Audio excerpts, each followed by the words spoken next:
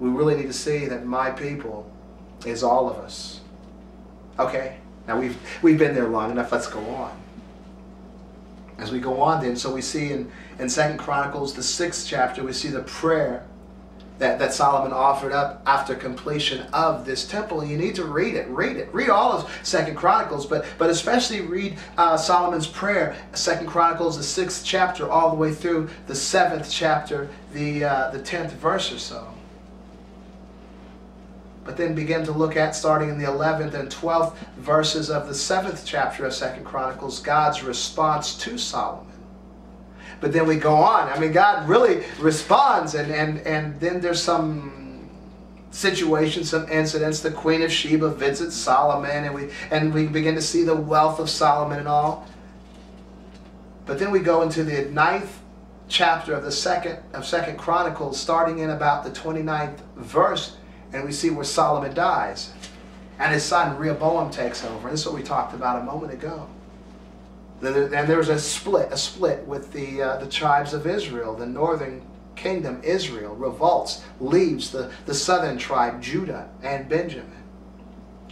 And this is where the mess happens, and you'll have to read the story, but they get scattered, and this is where I understand the assimilation of planet Earth began so many thousands of years ago with the idolatry of this northern tribe of Israel.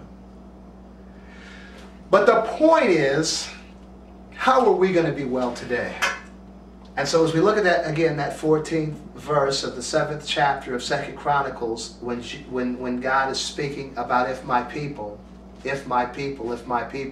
would simply recognize, would simply seek my face, would simply turn from their wicked ways, would simply pray, that our land would be healed,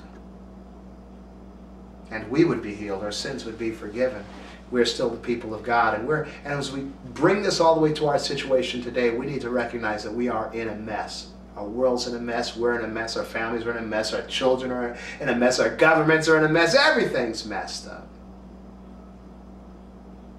We are the people of God. If we'd simply turn back to God, we'd be all right.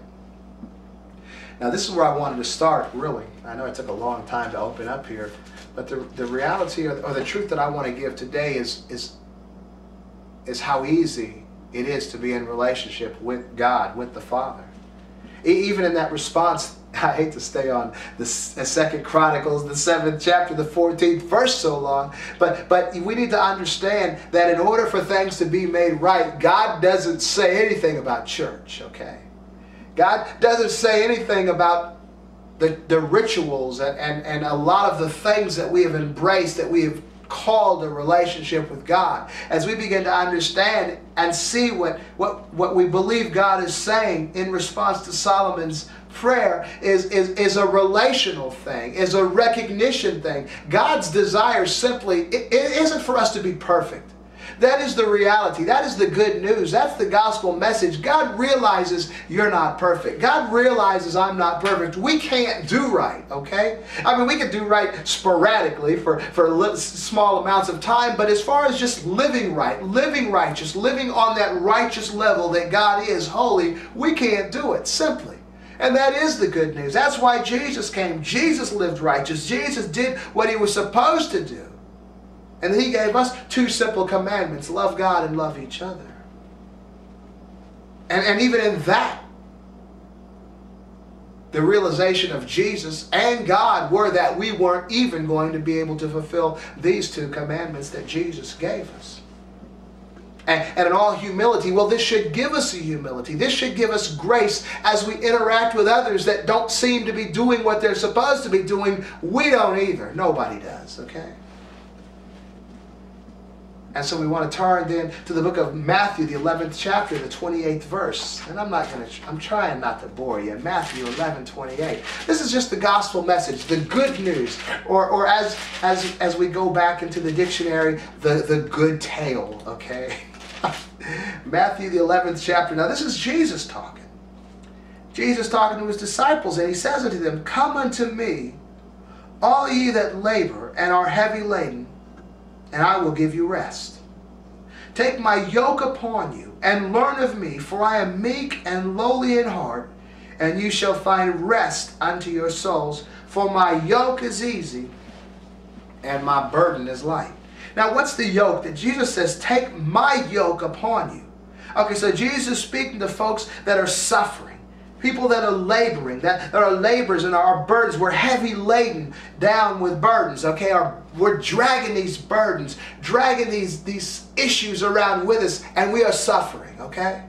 We really need to hear this because as I'm beginning to listen to believers, as I'm beginning even to observe believers on the internet, and trying to convince people about Jesus Christ and the gospel message and the good news, and when it's rejected, the only response is really negative, really harsh, really venomous to people who are of other religions, say to Muslims or say to Hindus or say to anybody that hasn't embraced what they've particularly embraced. They're really hard on them, really negative, really un-Christ-like toward folks that don't embrace what they embrace. And so that tells me right there that there's lacking within that individual Jesus, okay? I mean, that's what I see, but I don't want to be too harsh either or judgmental. But we need to begin to embrace Jesus. We begin to embrace the doctrine and the teachings of Jesus. And so Jesus came to tell people that they can be well. That you don't have to drag these burdens around with you. You don't have to suffer to try to be well so much. He said, take my yoke upon you. What's the yoke? You've seen like the yoke, that piece of wood that they put on the oxen. The oxen are dragging stuff around, beasts of burden and all. But this is not the yoke that Jesus was talking about. The yoke that Jesus was talking about was more the yoke that you see people carrying the wood over their shoulders, and they're carrying, say, 2 buckets of water, on both sides, and it's being balanced on this piece of wood. That was the yoke that Jesus was talking about. A lot of times we try to compare this yoke to the yoke that oxen wear, but the yoke that oxen wear, more like they connected 2 oxen together, and it was a very difficult time. But Jesus is talking about his personal yoke, the yoke that he carries. He's saying, come unto me, all you that labor, and take my yoke upon you, my yoke, and I will give you rest. He said, take my yoke upon you and learn of me.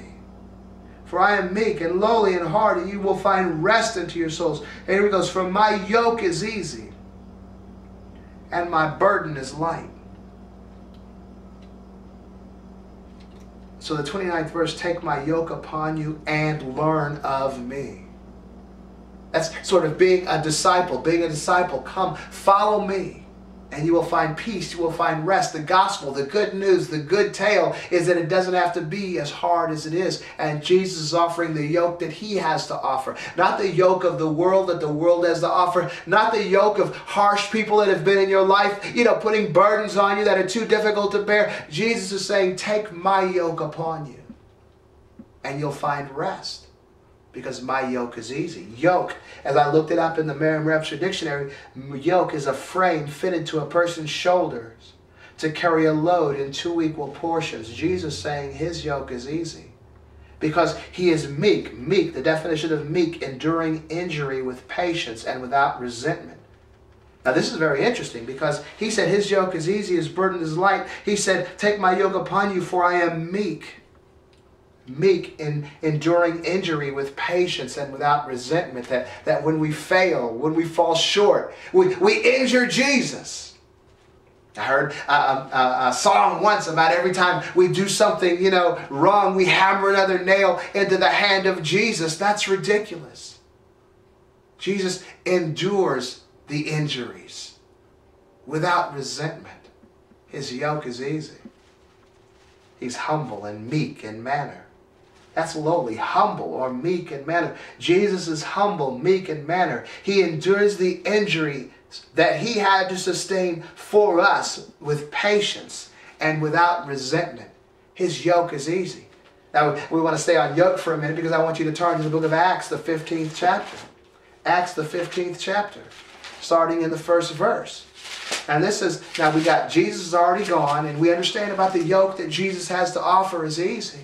But what we're finding is, the first converts to Christianity were Jews, of course, right? What we're finding what they're doing is as the Gentiles are being added to the church, these Jewish converts are trying to get the Gentiles to be circumcised. Ouch! you know, and take on all the other religions.